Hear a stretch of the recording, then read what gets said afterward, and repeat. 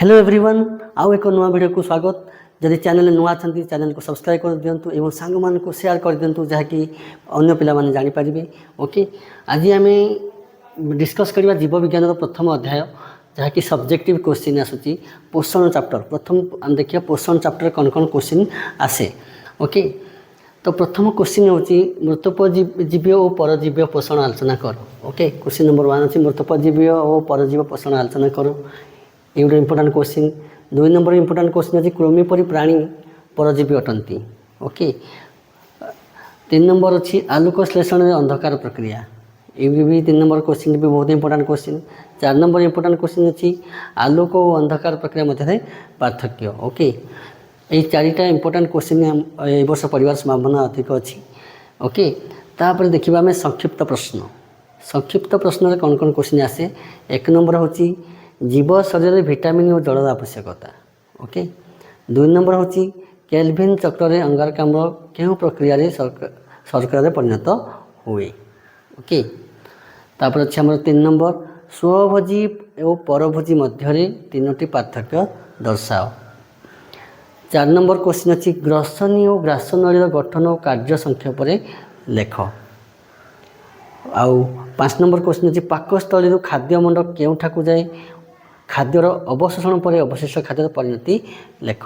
जितेबाला खाद्य केउठाकू जाए और जी खाद्य बड़ी जाए तार से खाद्यटा कौन हुए परिणति तार अवस्था कौन हुए ता विषय लिखे। ओके, तापर 6 नंबर क्वेश्चन होची सहजीवी पोषण और परजीवी पोषण मध्य पार्थक्य।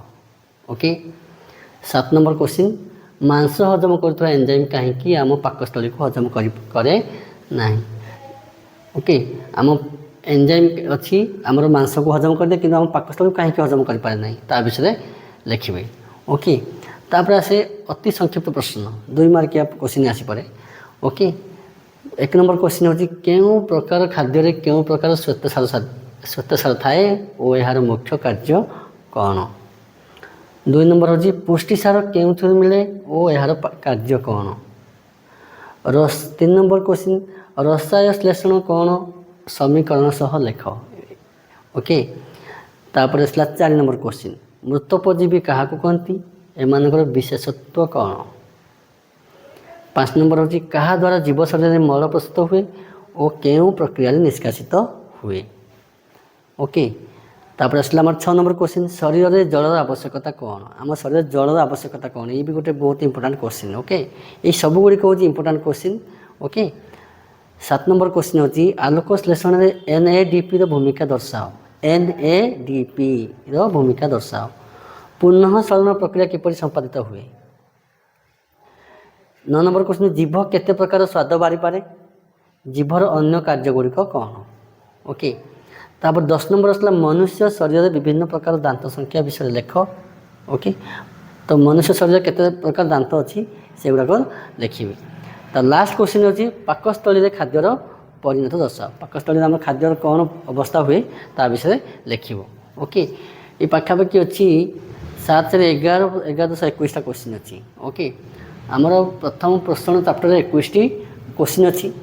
जदि 21 क्वेश्चन करदेव ठीक भाव में ओके ता भर सर्ट क्वेश्चन तुम पाइज बहुत गुड़े सर्ट क्वेश्चन प्राय सर्ट क्वेश्चन पाइज तो आम 2टा लाभ होगा। तो लंग क्वेश्चन भी होगा ता सहित सर्ट क्वेश्चन होगा किंतु आम कौन कर बीट बाय बीट बुझापी चेष्टा करा घुषिया चेष्टा करवानी एवं ताकू भल भाव प्राक्ट करेंगे जी मन रोचे मनकर मुझे 4टा क्वेश्चन कली ताकू मुझे 10 थर 12 थर पढ़ीदेली 4 थर 5 थर लिखापी चेष्टा कर परीक्षा पर्यटन मिनिमम 40-50 थर लिखा पड़ो ताल कॉन्फिडेंस लेवल आम बढ़ परीक्षा आम कि सब क्वेश्चन सर्ट क्वेश्चन हो लंग क्वेश्चन हो सब क्वेश्चन अटेंड कर। ओके, तो मेन कथा हूँ कौन आम प्राक्ट करा पड़ो ताकू खाली पढ़ले हेनी ताकू बारंबार प्राक्ट करा पड़ो पढ़ा सहित लिखा पड़ो। तो बेसी थर लिखा पड़ो मिनिमम परीक्षा पर्यटन 40-50 थर लिखा पड़ो। ओके, तो ये गोटे पोषण चैप्टर मिनिमम आमको 3 दिन टाइम लगे। 3 दिन टाइम नियो 3 दिन टाइम भितर ये पोषण चैप्टर शेष करने चेष्टा कर पूरा बीट बाय बीट पढ़ाई चेष्टा कर।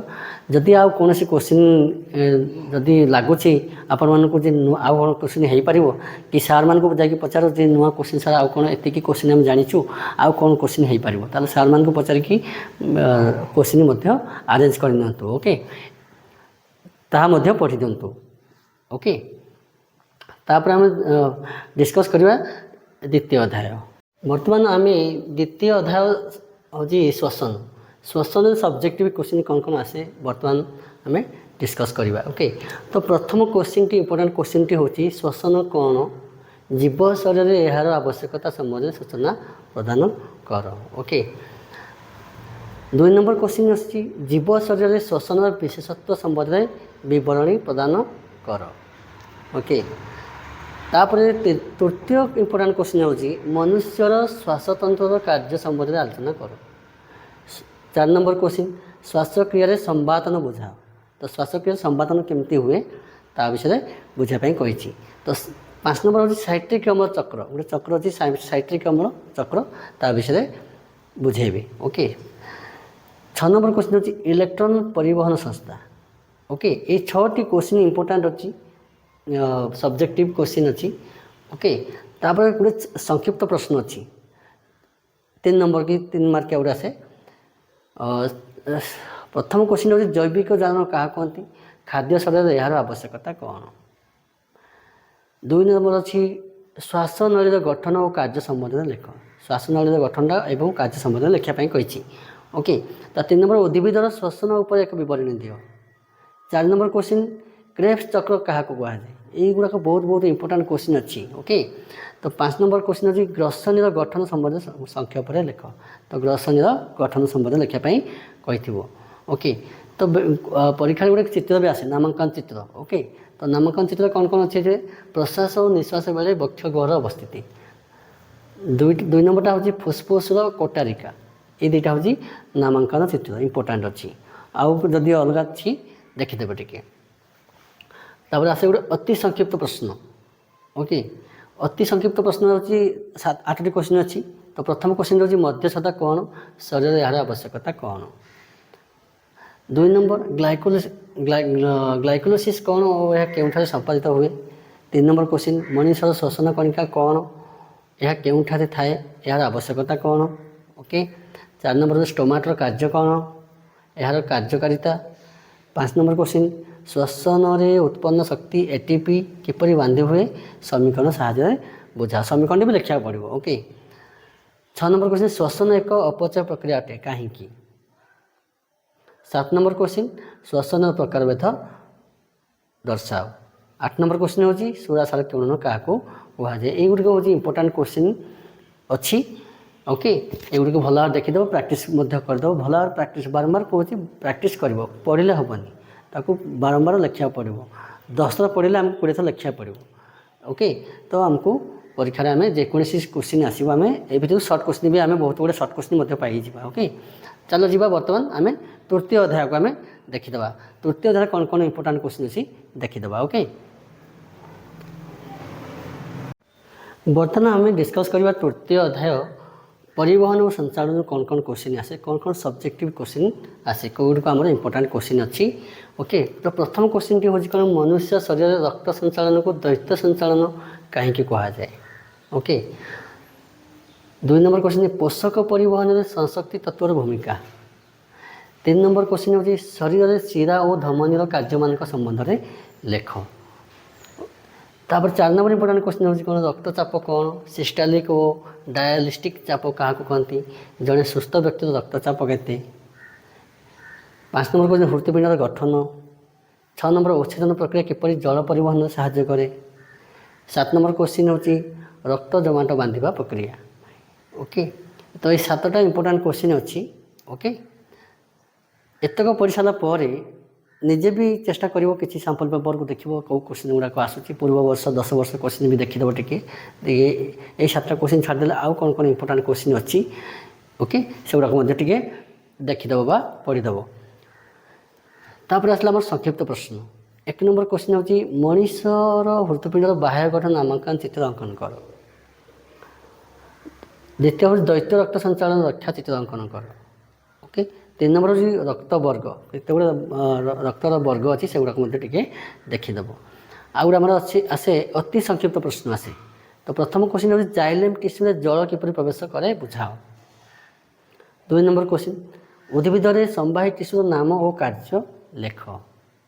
तीन नंबर क्वेश्चन कपाटिका क्या कहती और यार कार्य कौन ओके तापर आमर आसला 4 नंबर रक्तवाहिनी क्या कहती और एगुड़िकर नाम और कार्य कौन कौन 5 नंबर क्वेश्चन हाइपरटेंशन कौन यह कौन घटवार संभावना थाए 6 नंबर क्वेश्चन फुसफुस धमनी और फुसफुस शिरार कार्य लेख 7 नंबर क्वेश्चन एंटीजेन और एंटीबॉडी क्या कहती एमाने केउ कार्य उद्दिष्ट ओके 8 नंबर क्वेश्चन रक्त द्वारा परिवाहित होता पदार्थ गुड़िकर नाम लेख रक्त में केते गुड़ा आम पदार्थ परिवाहित हुए से गुड़िक नाम लिखापी कही ओके तो आम एमती आम युवा क्वेश्चन आम देखी आम 3टी अध्याय बर्तमान आम डिस्कस कले टाइम ने ओके गोटे अध्याय को 3 दिन टाइम नियो एवं बीट बाय बीट पढ़ाई चेष्टा कर कहीं आम सर्ट क्वेश्चन गुड़ाक सहित आम पाइबा ओके बीट बाय बीट पढ़ले आम 2टा जाक लाभ होला गोटे लंग क्वेश्चन होगा आम सर्ट क्वेश्चन से पाइगले 10टी अध्याय पूरा पाखापाखि अच्छी आउ 7टी अध्याय रहा तो चेष्टा कर 10 दिन भितर युवा सब कंप्लीट करने ओके पढ़ा सहित प्रैक्टिस कर बारंबार प्रैक्टिस कर परीक्षा पर्यटन मिनिमम 50-100 थर खंडे प्रैक्टिस करने को पड़ो ओके कहीं कर कॉन्फिडेंस लेवल आमको बढ़ो आम परीक्षा हरबर हबार चांस ना है आम भल भाव क्वेश्चन की अटेंड करके लिखिकी आसीपर ओके तो practice makes man perfect okay कथार कहुए अभ्यास द्वारा ही कार्य सिद्ध हुए अभ्यास कले ही आम कार्य जो कार्य आम कर संपूर्ण सिद्ध हम ओके ओके पिला माने आमे बर्तमान वीडियो को एंड करवा ओके आउ जदि किसी क्वेश्चन मिलूँ सार मान को पचार आ कौन सार आमर इम्पोर्टाट क्वेश्चन हो पार ओके सार मुझे क्वेश्चन जानी आउ कौन सार हो पार मत क्वेश्चन दिंतु ओके तो ये शेष करवा ओके चैनल को सब्सक्राइब करदे शेयर करदे एवं प्यारा सा कमेंट टे देदेवे ओके धन्यवाद।